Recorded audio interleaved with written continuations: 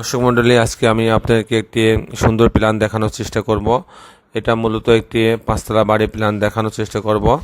এটা এরকম মাপটা 56 ফিট বাই 35 ফিট।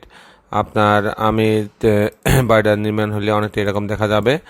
আমি মূল প্ল্যানে যাওয়ার আগে আপনাদের কাছে অনুরোধ জানাচ্ছি, যারা এখন আমার চ্যানেলটি সাবস্ক্রাইব করেন নাই তারা আমার চ্যানেলটা সাবস্ক্রাইব করে নেবেন এবং বেল আইকনে একটা চাপ দিয়ে রাখবেন। তাদের প্রতিদিন আমি যে ভিডিওগুলো দিই এগুলো আপনারা দেখার সুযোগ পাবেন এবং আমি নিজে উৎসাহিত বোধ করব, কারণ এই ভিডিওগুলো অনেক কষ্ট করে বানানো লাগে।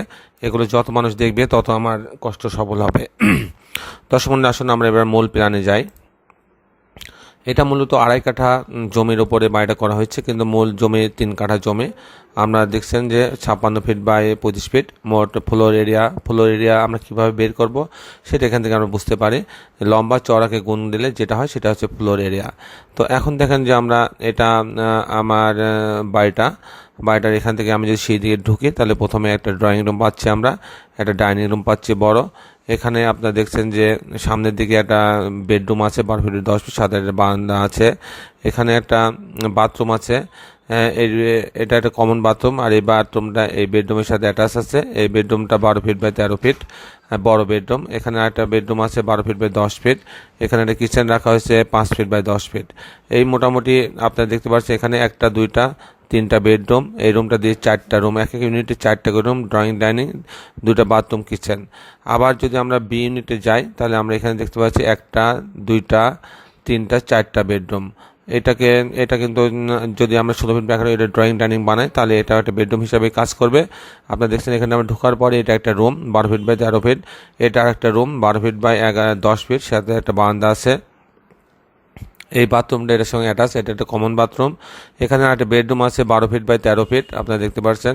এখানে একটা ছোট বেডরুম আছে 12 ফিট বাই 10 ফিট, এটা একটা কিচেন 5 ফিট বাই 10 ফিট। এই হচ্ছে মোটামুটি আমাদের 2টা ইউনিট এভাবে ভাগ দেখানো হয়েছে। এই বাড়িটা যদি আমরা করি তাহলে দেখতে অনেকটা এরকম দেখা যাবে। আমরা এখন দেখব যে এই বাড়িটা নির্মাণ করতে কত টাকা খরচ হবে সেটা আপনাদের দেখানোর চেষ্টা করব।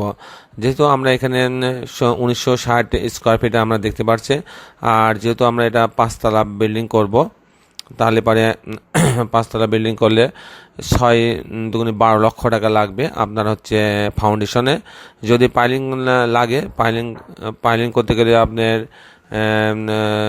আলাদা খরচ লাগবে। সেটা যদি স্যান্ড পাইলিং হয়, স্যান্ড পাইলিংয়ে আপনি জানেন যে প্রতি কাঠাতে 1.5 লক্ষ টাকা খরচ হয়। তাহলে যদি এটা 3 কাঠা আছে 4.5 লক্ষ টাকা খরচ হবে স্যান্ড পাইলিংয়ে। আর যদি অন্য পাইলিং লাগে সে পাইলিংয়ের খরচ আরও বেশি পড়ে সাধারণত। এখন আমি ফাউন্ডেশন খরচ আপনাকে বললাম। এবার প্রতি তলায় খরচ হবে 22 লক্ষ টাকা, কমপ্লিট করতে প্রতি তলায় 22 লক্ষ টাকা খরচ হবে।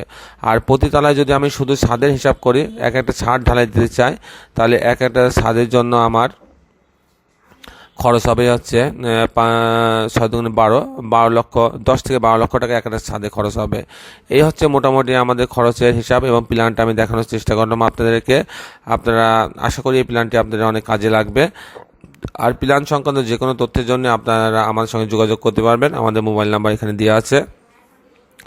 আর আমরা সারা বাংলাদেশে অত্যন্ত কম টাকায়, নামমাত্র টাকায় বাড়ির প্ল্যান ডিজাইন করে দিয়ে থাকে। তাহলে যারা আমাদের সঙ্গে যোগাযোগ করতে আগ্রহী তারা আমাদের সঙ্গে যোগাযোগ করতে পারেন। আগামী পর্বে আরেকটি সুন্দর ভিডিও নিয়ে আমরা উপস্থিত হব। ততক্ষণ আমি বিদায় নিচ্ছি। বিদায় নেওয়ার আগে আমি আরও কয়েকটি 3D আপনাদের সামনে তুলে ধরার চেষ্টা করছি। এগুলো এক একটা বাড়ির এক এক রকম 3D হয়ে থাকে, এগুলো আপনাদের মাঝে তুলে ধরার চেষ্টা করছি। এগুলো সাইড কর্নারের হচ্ছে এগুলো বারান্দা আপনারা দেখতে পাচ্ছেন। এই হচ্ছে মোটামুটি কিছু 3D আমি আপনাদের মাঝে তুলে ধরার চেষ্টা করলাম। আশা করি এটা একটা চমৎকার বাড়ি আপনারা দেখতে পাচ্ছেন। তো দর্শক মণ্ডলী, আগামী পর্বে আরেকটি সুন্দর ভিডিও নিয়ে ততক্ষণ বিদায়, আল্লাহ হাফেজ।